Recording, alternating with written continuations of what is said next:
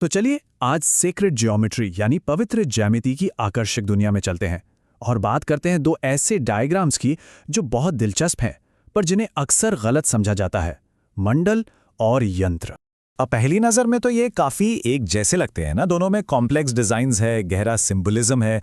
लेकिन सवाल ये है कि क्या ये सच में एक ही चीज़ है? बस इसी सवाल का जवाब आज हम ढूंढने निकले हैं। ज़रा इन तस्वीरों को देखिए।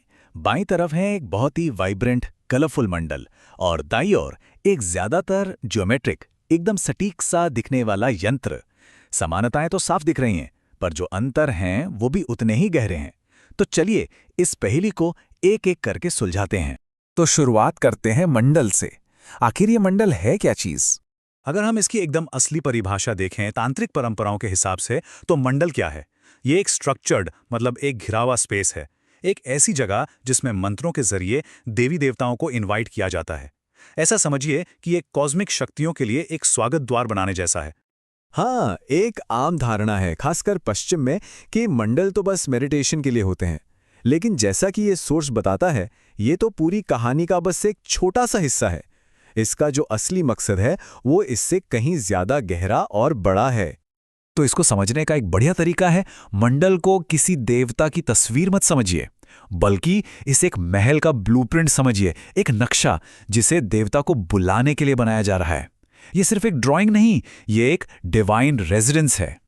और मजे की बात यह है कि ये सिर्फ कोई स्पिरिचुअल कॉन्सेप्ट नहीं है, ये तो आर्किटेक्चर में भी इस्तेमाल होता है। ये जो वास्तु पुरुष मंडल है ना, ये बस एक सुंदर पैटर्न नहीं है, ये असल में एक इमारत का सेक्रेड फ्लोर प्लान है। इसका काम है एक फिजिकल स्ट्रक्चर को कॉस्मिक एनर्जी के साथ अलाइन करना। और एक और दिलचस्प बात, मंडल अक्सर परमानेंट नहीं होते। उन्हें खास रिचुअल्स के लिए रंगीन पाउडर, अनाज, कीमती पत्थर, यहाँ तक कि फूलों और पत्तियों से भी बनाया जाता है। ये दिखाता है कि उनकी प्रकृति कितनी टेम्पररी और सेक्रेड है। तो ये तो हुई मंडल की बात। अब आते हैं यंत्र पर और देखते हैं कि ये मंडल से कैसे और कितना अलग है। यंत्र, ये शब्द संस्कृत की रूट यम से आता है, जिसका मतलब है कंट्रोल करना या नियंत्रित करना। तो देखिए, इसका पूरा राज तो इसके नाम में ही छिपा है।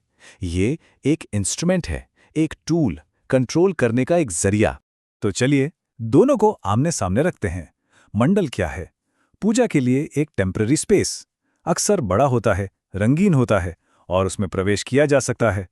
वहीं दूसरी तरफ यंत्र कंट्रोल करने का एक टूल है, छोटा, पोर्टेबल, ज्यादातर लीनियर होता है और मंत्रों से अंकित होता है। इसकी तुलना एक कॉस्मिक सर्किट बोर्ड से की जा सकती है। सोचिए, एक ऐसा बोर्ड जिस पे कोई खास रिजल्ट पाने के लिए पावरफुल कोड यानी मंत्र एच किए गए हैं। ये सिर्फ देखने की चीज नहीं है, ये एक एक्टिव मशीन है। और ये कोई मामूली मशीन नहीं है। यंत्रों का इस्तेमाल जादू के 6 बहुत शक्तिशाली अनुष्ठानों में होता है, जिन्हें अभिचार कहते हैं। इसमें शांति और वशीकरण से लेकर मारण जैसे बेहद गंभीर अनुष्ठान भी शामिल हैं। एक उदाहरण देखते हैं। ये जो यंत्र है, ये अट्रैक्शन यानी आकर्षण पैदा करने के लिए है। ध्यान से देखिए, इसके बीच में खाली जगह है। यहां पर उस व्यक्ति का नाम लिखा जाता है जिस पर इसका असर डालना है। इससे पता चलता है कि ये कितने प्रिसाइज और गोल ओरिएंटेड होते हैं। तो अब सवाल ये उठता है कि अगर इन दोनों का मकसद इतना अलग है, तो फिर ये दिखते इतने मिलते जुलते क्यों हैं? खैर, इसका जवाब छिपा है इनकी कॉमन विजुअल लैंग्वेज में। हर चीज की शुरुआत होती है बिंदु से। ये एक सिंगल पॉइंट जो सुप्रीम कॉन्शियसनेस और क्रिएशन की शुरुआत को रिप्रेजेंट करता है। सब कुछ इसी एक बिंदु से निकलता है। फिर ये बिंदु फैलता है 2 ऑपोजिट फोर्सेस में। एक त्रिकोण जिसका मुंह ऊपर की ओर है, ये है पुरुष तत्व यानी अग्नि, और दूसरा त्रिकोण जिसका मुंह नीचे की ओर है, ये है स्त्री तत्व यानी जल। और जब ये दोनों शक्तियां एक षटकोण यानी हेक्साग्राम में मिलती हैं, तो ये शिव और शक्ति के मिलन का, उनके परफेक्ट बैलेंस का प्रतीक बन जाता है।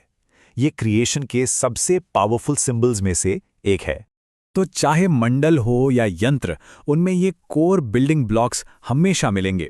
बिंदु, त्रिकोण, षटकोण, कमल और बाहरी स्क्वायर जिसे भूग्रह कहते हैं। ये समझिए कि ये इनकी कॉमन ज्योमेट्रिक अल्फाबेट है। तो अब हम आते हैं सबसे जरूरी फर्क पर। एक है स्पेस और दूसरा है टूल। तो निचोड़ क्या निकला? मंडल एक सेक्रेड स्पेस है, देवी देवताओं को बुलाने और उनकी पूजा करने के लिए एक महल। इसका मकसद है कम्युनियन यानी संवाद, जबकि यंत्र एक कॉस्मिक टूल है, एनर्जी को कंट्रोल करने और खास नतीजे हासिल करने का एक जरिया। इसका मकसद है कमांड यानी आदेश। तो भले ही दोनों एक ही ज्योमेट्रिक अल्फाबेट का इस्तेमाल करते हैं, पर वो जो कॉस्मिक सेंटेंस लिख रहे हैं वो बिल्कुल अलग हैं। एक पूजा का निमंत्रण है तो दूसरा ब्रह्मांड को दिया गया एक निर्देश। एक सोर्स इस बात को बहुत अच्छे से कहता है, यंत्र दिव्य का ग्राफिक, मैथमेटिकल और मैजिकल रिप्रेजेंटेशन है।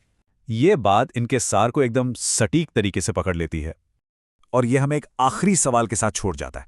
आज के इस दुनिया में जो एंडलेस डेटा और इन्फॉर्मेशन से भरी है, उसमें एक अकेले सीक्रेट डायग्राम की क्या पावर हो सकती है? शायद ये हमें याद दिलाता है कि कभी-कभी सबसे गहरा ज्ञान और सबसे बड़ा मकसद बहुत ही सरल रूपों में छिपा होता है। सोचने वाली बात है।